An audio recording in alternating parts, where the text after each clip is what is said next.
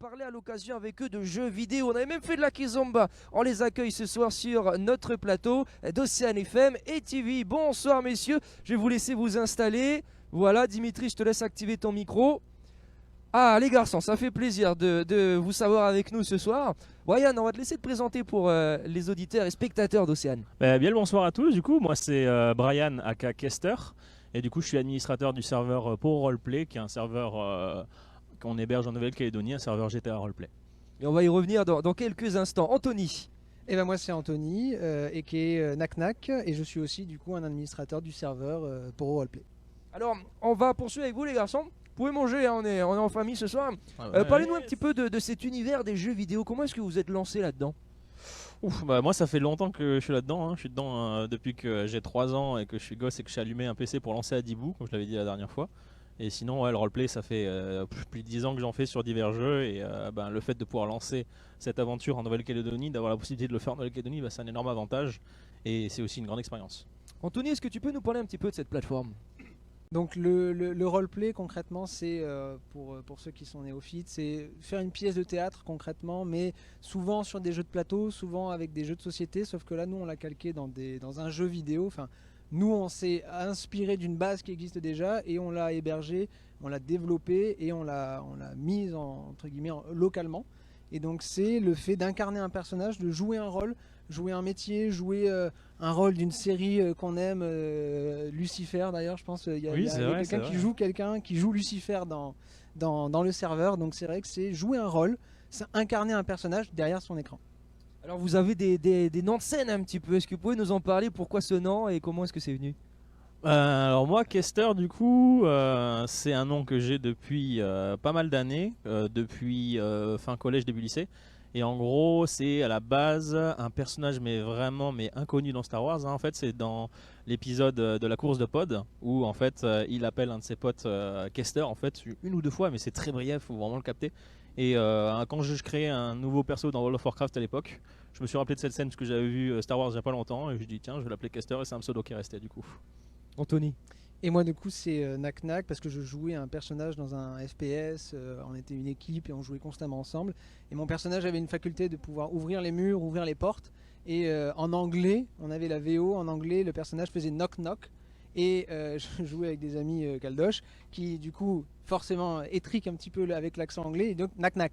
Et donc du coup c'est resté, à chaque fois que j'utilisais mon perso j'avais Nac et c'est resté du coup. C'est resté comme ça. C'est resté comme ça. La jeunesse est en colère et elle réagit. Tout de suite, le coup de gueule des jeunes. Brian, quel est ton coup de gueule ce soir? On a décidé de partager nos coups de gueule, coups de cœur avec c'est de la Anthony, triche, hein. ça c'est de la triche. Ça c'est de la triche. On a triché, On n'avait jamais fait encore, on a essayé, je me suis toujours opposé à ça, mais bon, tant pis, allez, ça sera l'exception. On est trois.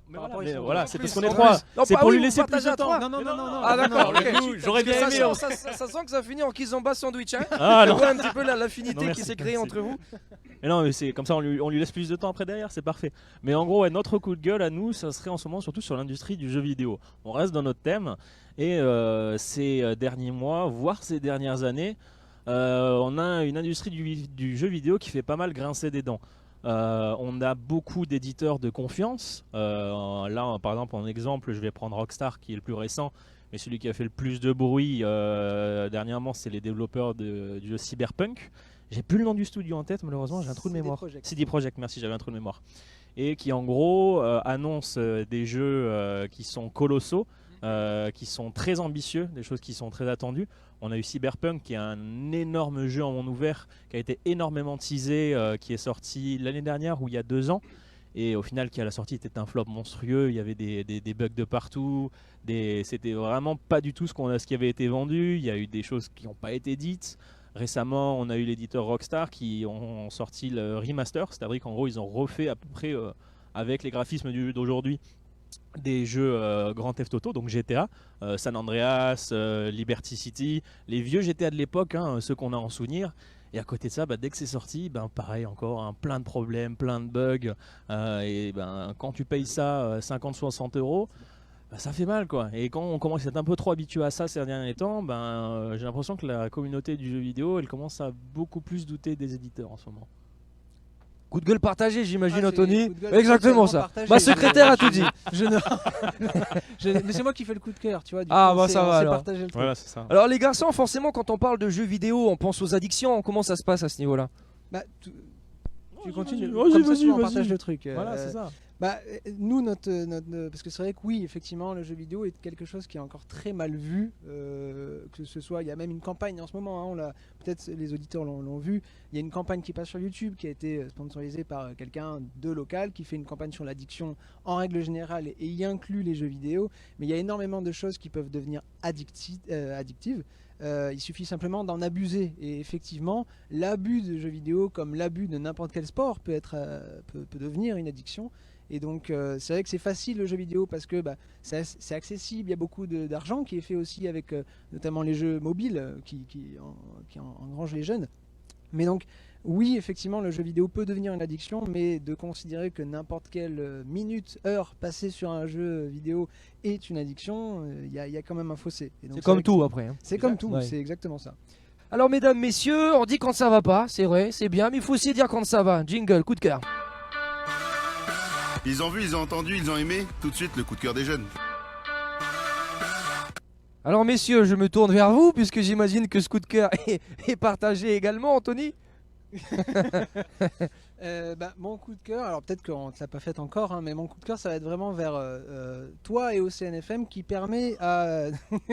C'est pas du tout pompeux, hein, c'est vraiment On un n'aurait coup pas de demandé cœur. de dire ça. Hein. Non, voilà, c'est totalement naturel et pas concerté, mais c'est vraiment sur le fait que là, on peut s'exprimer sur les jeux vidéo sans être catalogué. On peut apporter notre version et notre image et surtout ce que peut apporter le jeu vidéo, parce que mine de rien, sur notre serveur, on a des gens qui sont introvertis, qui par le biais de notre serveur ont peut-être plus de facilité maintenant dans la vie à s'exprimer, parce que ça peut être un début pour eux de pouvoir s'exprimer à travers un écran. Donc c'est vraiment un coup de cœur sur cette émission et au CNFM qui permet de pas catégoriser les jeux vidéo comme tu l'as dit comme addiction et de forcément stigmatiser les gens qui y jouent. On n'a pas de chemise à carreaux, on n'est pas forcément dans le milieu T'as informatique. contre les chemises à carreaux, y a un problème? J'ai rien du tout contre les chemises à carreaux, mais c'est vrai que c'est le cliché de celui qui joue aux jeux vidéo, c'est les chemises à carreaux, les lunettes avec le petit scotch là qui est au milieu qui répare. Enfin, on a tous cette image là. Et là, ce soir, ça nous permet du coup de montrer que c'est pas forcément le cas et que ça peut apporter des choses et pas être forcément une addiction. On brise des clichés. Voilà. Et sachez en tout cas qu'on continuera à vous soutenir et à suivre vos activités, soyez-en sûrs. Messieurs, en ces périodes de fêtes de fin d'année, à l'aube de l'année 2022, quels sont vos vœux pour les auditeurs, les téléspectateurs et d'un point de vue plus général, les jeunes, Brian? Eh bien, nos vœux à nous, on reste très concentré sur notre projet.